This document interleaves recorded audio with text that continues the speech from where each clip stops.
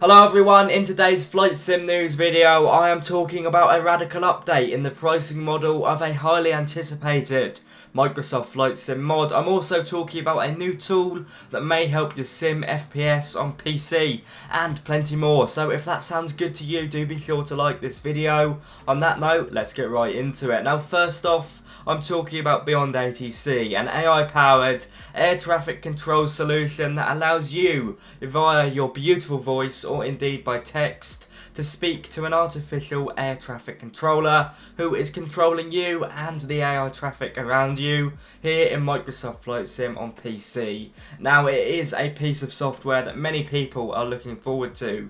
I had the great honour of trying it out in Houston last year at FS Expo and was incredibly impressed. Now BeyondATC will feature both VFR and IFR phraseology, covering worldwide radio telephony procedures, including from the FAA to ICAO. Now it looks to be a really smooth bit of kit, but this of course comes at a cost, and the cost of this product has indeed been a source of varied conversation across the internet. Now recently the BeyondATC team released their initial pricing model and there was a lot of feedback, with many stating that they saw this product as well just too expensive to justify, as well as some being confused by the somewhat confusing pay-as-you-fly pricing model. Well, since then all this feedback has been taken on board by the BeyondATC team and they have adjusted their pricing model. It looks to be great value, so let's talk about it. The base package is now priced at $29.99, and at this price you get unlimited push-to-talk communications using the basic voice model, so pretty much unlimited virtual AI-powered air traffic control using the basic voices, which don't sound too bad at all. That being said, if you want to use the premium voice model, which includes over 250 high quality voices to use for your pilots and air traffic controllers, this will set you back around $10 for 250,000 characters. That's characters in the idea of letters being spoken, and that should cover around 15 to 20 flights. Now of course there is a level of customization available, as you can select whether you want other traffic to use premium voices, which are the ones you have to pay for extra, or indeed controllers to use premium voices, or whether you want them to use the base pack. It also depends on the length of your flight, of course, and it's still slightly confusing, but when you sit there and think about it, it does make complete sense, because the premium voice models obviously cost more to BeyondATC, so they have to pass on some of that to us. Now I hope that's not too confusing. Pretty much for $30 you get access to the core of the product that works with you speaking to AI controllers with pretty decent AI voices that I think are more than good enough. The optional expense is that if you want to experience a more realistic voice with more human-like voices, although as I said the basic ones do sound pretty good, then you can go down the premium route. Even out of the box you get 50,000 credits to put towards some premium voices, so that should cover a handful of flights for you to try it out. I really don't think the BeyondATC team can do anything more. I think personally this represents superb value.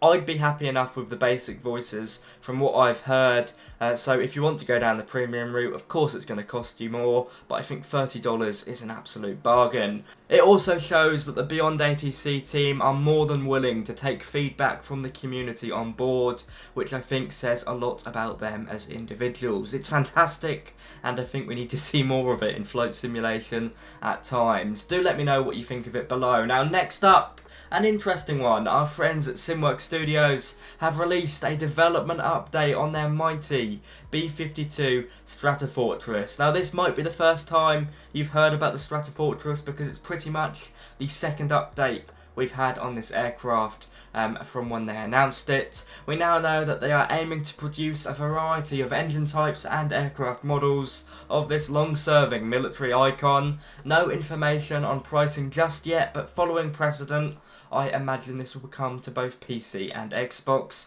But as you can see from the renders, it is still very early days, so don't get your hopes up on this one.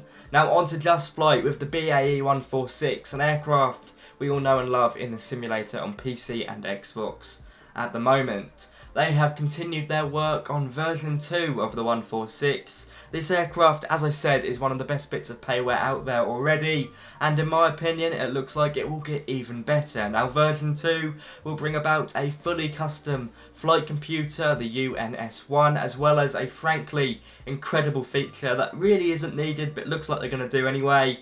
That is customizable cabins. Now, as you can see on your screen now, the cabins can be tweaked by the EFB inside the cockpit to match up with real-world airlines.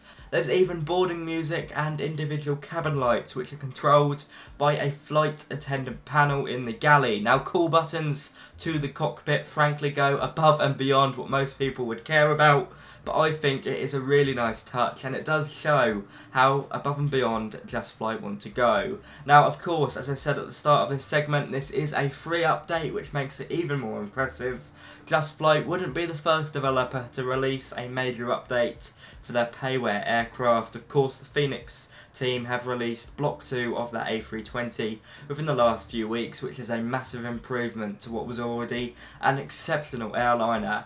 Now going over to freeware, the Aerodynamics team, who have been working on a freeware DC-10 and KC-10 for some time now, have released their latest quarterly update. Now, I'm a bit late to the party here, but as always, this project is looking better and better. Now, over the last 3 months, they have made considerable progress in 3 main categories: exterior detailing, cockpit customization, and aircraft systems. The photos on your screen really do speak for themselves. This looks nothing short of incredible, but it is what lies behind the gauges and the screens of the flight deck which really matter. In this quarterly drop, they gave the example of system simulation through APU modelling and how it interacts with the associated electrical buttons and indeed the flight engineer's station. Speaking of which, the flight engineer's station, much like the whole cockpit, will be entirely customisable, a feature that many of us wouldn't really think about needing, but it just goes to show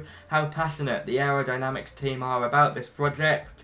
Many of them have connections to this aircraft in real life, including active members of the US Air Force. Whether you're excited for the civilian DC-10 or military KC-10, it seems like the wait for this freeware aircraft on PC will be worth it. That being said, it still might be some time off with no release date as of yet. Now, to finish up, I'm quickly going to push you in the direction of an application for PC that may aid the performance of your simulator. I'm talking about AutoFPS. This is a freeware application that automatically adjusts the level of your cloud simulation as well as the level of detail of objects and terrain in order to help your sim reach a certain FPS that the user sets. Now, it downloads and installs quickly. It's pretty much plug and play and simply runs in the background.